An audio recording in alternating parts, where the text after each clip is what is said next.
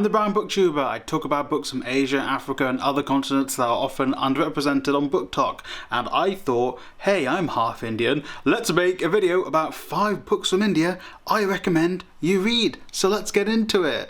All the books I talk about are going to be in the description down below for you to check out and maybe buy. The first book I'm going to talk about is Kantapura by Raja Rao, and Kantapura is seen as being the first English language book by an Indian, and it's about when the teachings of Gandhi came to a small kind of rural village in South India and the reactions to that, because you may not know this, but the teachings of Gandhi weren't, wholly seen as, wow, this is amazing, this is incredible, because some people might be stuck in their old ways, some people might be living comfortably under the Raj, some people might be just averse to seeing these revolutionary ideas come to their homes because, I don't know, either it's something they've never learned, something they've never been taught, or they're just scared of the consequences of it. And Kantapura is a really great looking at the microcosm of a society and like a small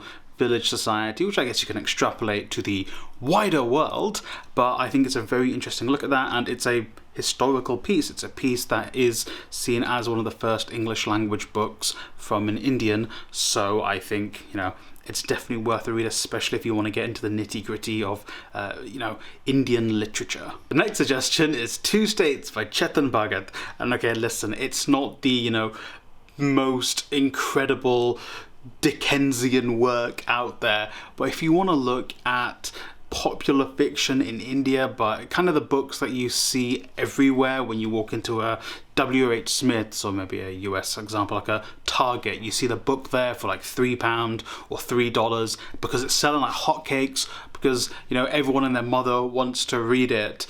Maybe a Sophia Kinsley book or a Jodie Peacock book. Not that these are bad books, they're not bad books, but they're the kind of books that it appeals to everyone, and there's no like award chasing of it almost. And I don't mean award chasing negatively there, but it's that kind of book. It's a romantic comedy, mass appeal to everyone type book.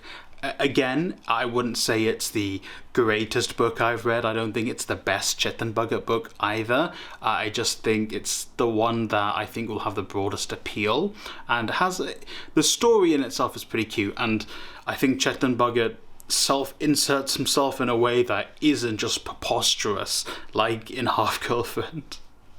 But at that point I think it's okay, and it's a quick read. I don't really know where you could find it. I remember when I got it, I was working in a bookshop and I had to order it in, but I think since the movies come out and stuff, it's probably a lot easier to get globally, and it'll probably be in the description down below like I said earlier on. A Suitable Boy by Vikram Seth. You may know this from the BBC adaptation, which was pretty good. It is a classic book. Again, kind of like Kantapura, it's like one of those books that it's like, this is Indian literature. It's kind of the must-read type book. It's very long.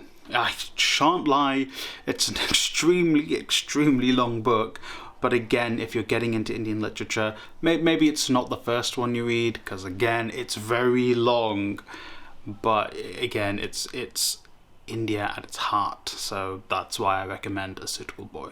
The God of Small Things, I kind of feel like the past 2 entries are this is an extremely obvious entry, why are you telling me this?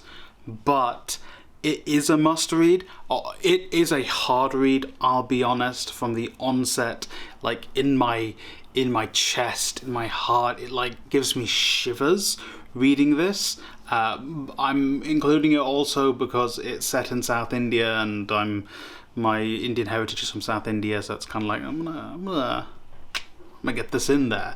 And amazing, award-winning, incredible Aditya Roy is a fantastic fiction and non-fiction author. But it kind of like the Sayaka Murata books. I recommend reading these books when you're feeling robust internally. That the first time I tried to read this, I had to stop. The second time I got all the way through it, which is why I think, feel robust when you're gonna read this book. And fifth of all, I want to recommend Train to Pakistan by Khushwant Singh, a book surrounding the horrors of partition. I think everyone who is of Indian, Pakistani, Bangladeshi descent remembers the horrors of Pakistan's and India's separation. Even if you didn't live there then, you hear stories from loved ones, from, in my case, grandparents, or if you're older than me, your parents.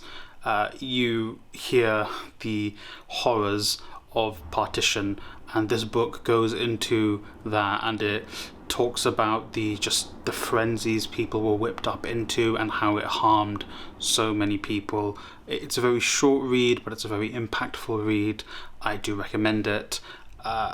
Yeah, again, a lot of these books, be in a robust mood to read them, I suggest. But yeah, it's definitely a must read, and well, all of them are must reads in my opinion. And there you have it, 5 Indian books I recommend you read. Of course, these 5 books are not an exhaustive list of the books you should read from India. However, these are the 5 I recommend you to, start off with. And there are so many more. There's a whole world of books from India. And hey, on this channel, we talk about some of them. So as I said before, all the links I mentioned are going to be in the description box down below. And if you did like this video, hey, remember to like, subscribe, share the video with a friend or family member, especially if they're interested in books from India. Thank you for watching, and I hope you read a great book today.